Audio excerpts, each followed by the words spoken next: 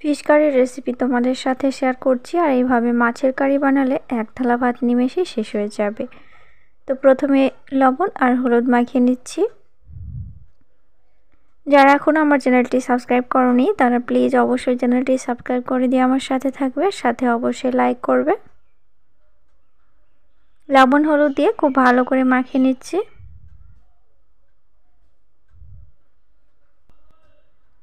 মশলা হিসেবে নিচ্ছি এখানে গোটা সর্ষে, কাঁচা লঙ্কা, সামান্য আদা, পেঁয়াজ কুচি আর রসুনের কোয়া মিহি করে বেটে নেব। চাইলে এটা শিলনোড়াতেও বাটা যেতে পারে। আমি একটি টমেটো ব্যবহার করব এখানে। তো টমেটোটা মশলার ভেতরে দিয়ে খুব মিহি করে বেটে নেব।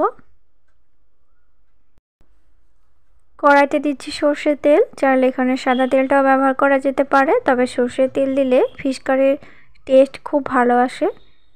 তো বেশ লাল করে মাছগুলো ভেজে নিচ্ছি এপিট ওপিট করে। আর মাছের কারির জন্য মাছটা একটু কড়া করেই ভাজতে হবে, তাহলে খেতে কিন্তু বেশি ভালো লাগে। তো গোল্ডেন ব্রাউন করে মাছগুলো ভাজা হয়ে এসেছে, তুলে নিচ্ছি।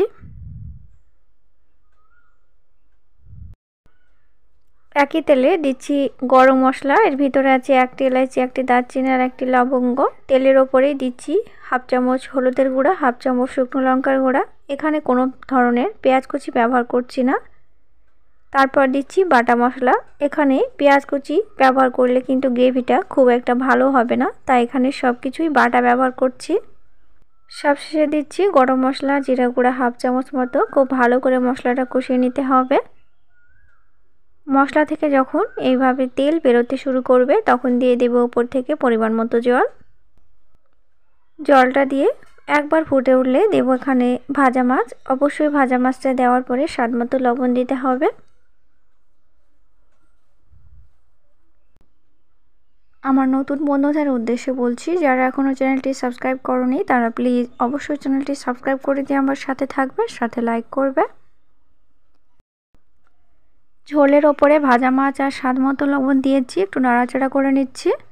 2 থেকে 3 মিনিট মতো লো ফ্লেমের ওপরে রান্না করে নেব। বন্ধুরা দেখো, গ্রেভিটা কিন্তু ঠিক এইরকমই থাকবে। আর এইরকম গ্রেভি দিয়ে গরম ভাত খেতে কিন্তু অসাধারণ লাগে। অবশ্যই মাছের রান্নাটি কেমন লেগেছে তোমাদের আমাকে কমেন্ট করে জানাবে।